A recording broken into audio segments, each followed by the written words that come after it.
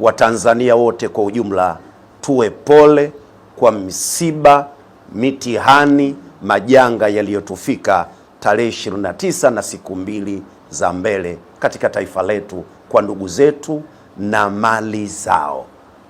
Na wale ambao wametangulia, tunawaombea kwa Mwenyezi Mungu awapokee kwa mikono ya huruma na awalipe kwa mujibu wa jitihada za matendo yao.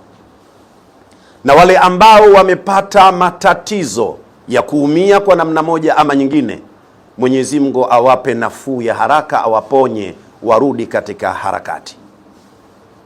Lakini wale ambao wamepoteza mali zao kwa namna moja ama nyingine, nao pia tunawaombea Mungu wawe na subira, lakini Mungu kwa wema wake na utukufu wake awarejeshe kwa namna anazozijua kwa mkono wake wa kudura mali walizopoteza.